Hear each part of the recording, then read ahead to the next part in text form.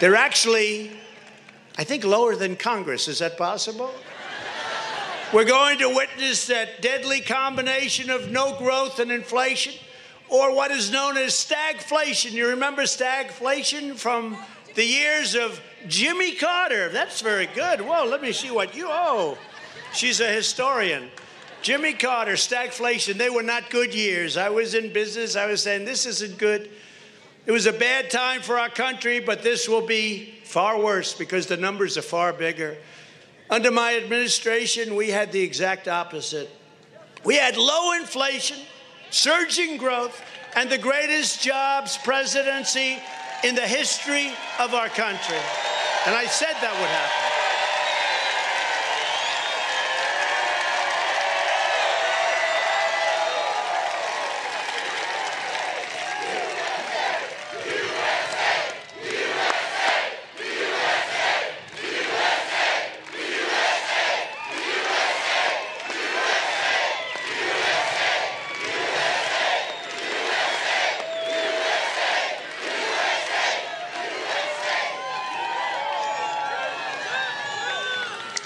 I keep looking at these big, beautiful screens. Who else is going to give you a big screen like that?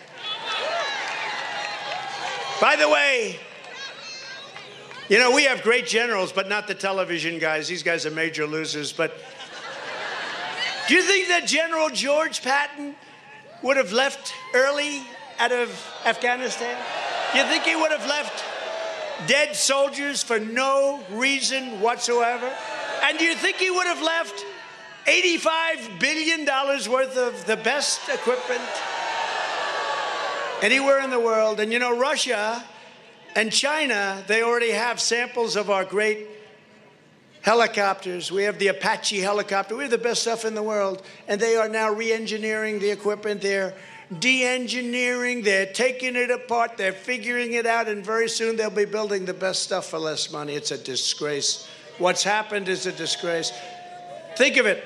600,000 of the best machine guns, rifles, and guns made anywhere in the world. And I read the other day, there's tremendous numbers of our equipment right now being sold on the black market. Isn't that nice? No, General George Patton, you know, I saw that movie years ago, and a little while ago we were at a rally, and it was a great rally, and I said, you know, could you guys ever find that opening to George Patton? Right? That was a great, what a great thing that was. And George C. Scott. George C. Scott. I don't know. Did he win the Academy Award? Did the movie? I think so. Something like that. They did pretty well, right? But when you, but that was him. In fact, they actually said that wasn't nearly as tough as the real Patton. That was a softer version of the real Patton. But we need that. You know, we did great. We knocked out 100% of the ISIS caliphate. We had great generals. We had a general named Kane. I went to Iraq. I don't want to embarrass him because he's not a television general. I'll end up ruining him. He'll probably come out with a bad statement about me because he was told to. But we had a general. I flew in and I landed at night. Every window was dark, because they thought it would be, this is on Air Force One. I said, isn't that terrible? The lights were all off. They pulled down the shades. The plane was entirely black. They couldn't see it. And I said, isn't that incredible? We've spent trillions of dollars in the Middle East, and we can't even land Air Force One with the lights on, right? But I landed, and it was an incredible experience. I got to meet a lot of great real people, real soldiers, real generals, real officers. We have great generals. And I said to them, they greeted me at the airplane, immediately whisked me inside. I'm saying, you mean with all the money we spent? But I met two generals that could star in any movie. They had that quality. And a sergeant who was unbelievable, could have been a movie star. I said, you know, you're a good-looking guy. You're a tough guy. Yes, sir. But I met General. I said, General Kane, what's your first name? Raisin, sir. Raisin. I said, you mean like a raisin? Yes, sir. I said, you mean your name is General Raisin Kane? I love you, General. You're what I'm looking for. I'm looking for that. And I said, so, General, they say it's going to take 2 years, General, to get rid of the ISIS caliphate. in Iraq, Syria. And do you agree with that? No, sir. I said, you don't? Well, my Washington television general said 2 years, and they said we won't be able to do it in that. I disagree, sir. They said, how long will it take? Sir, we can do it in 4 weeks, maybe less, sir.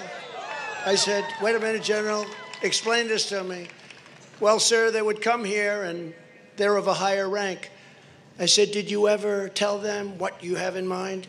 No, sir, that wasn't my job. I'm a general. I was at a lower rank. They tell me, sir. They didn't ask. I'm not supposed to do that, sir. I'd like to, and I wanted to, but I couldn't. I said, so you did a plan that they didn't want, right? That's what you want to do now. He said, yes, sir. It's very easy. I said, when you say 4 weeks, he said, yes, sir, 4 weeks, and you know what? We're going to have time left over, sir. I said, so what's different? They say 2 years and you won't do it. You say 4 weeks and you're going to have time left over. What's the difference? Sir, we'll hit them from 5 different locations. We'll hit them from the left. We'll hit them from the right. We'll hit them down the middle. We'll be launching from Syria, from Iraq, and from all over. Sir, they only wanted us to fly from this big Air Force base that we have right here, from our big base, and we're very far away, and it's one location. Sir, we have many locations, and we'll hit them from every damn one of those locations.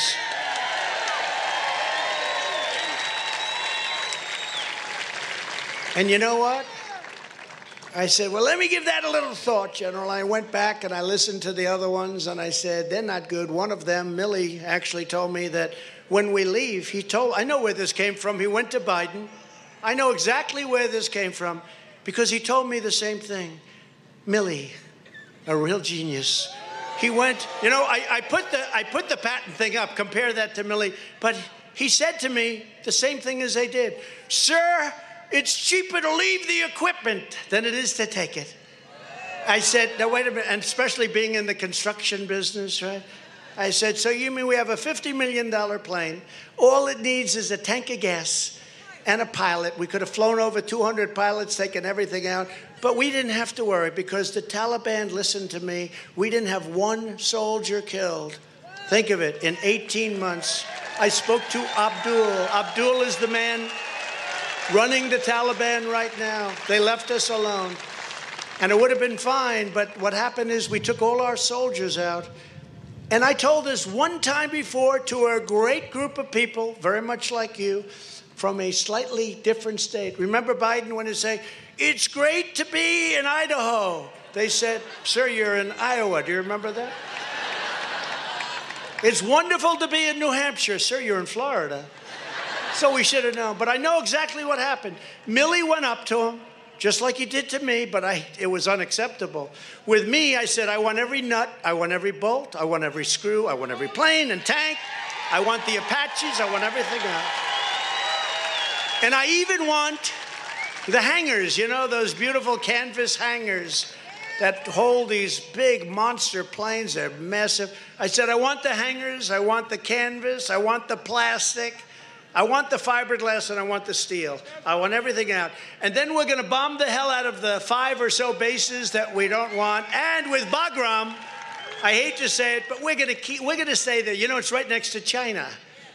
Nice to have a base like that. It's got the longest runway there is. The concrete pad is so thick, I couldn't be in construction. I figured maybe 6 inches. How about like 6 feet?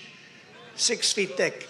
And we left it. They spent supposedly $10 billion building, and we left it in one night, and we left all the equipment. And don't believe them when they say they disabled the equipment. They didn't. You see a couple of helicopters, they didn't disable. They got killed for leaving the equipment, and so they disabled a couple of little old helicopters. That equipment is brand new right out of a box, including the night goggles, which are better than the goggles we have. They're later models. And including all of the rifles, machine guns, and guns. They're the latest model, the latest and the greatest. So our enemy of many years has all of that. And it's a shame. It's a shame. To see what's happened to our country, it's a shame. But the general was great, so he called me up. I said, General, give it to me one more time. 4 weeks, sir. I said, General, go ahead. Thank you, sir, very much. Now, he doesn't give a shit about television. He's a general. Generals aren't supposed to care about that. And remember this, just to go back for a second. So when Milley told me that, I said, what are you, a nut job? Are you stupid? That's when I realized, that was one of the many times I realized he was stupid. Such a phony story they concocted, but one of the many times. But you know what I realized? He went into Biden and said the same thing. Sir, it's cheaper to leave the equipment than it is to take it.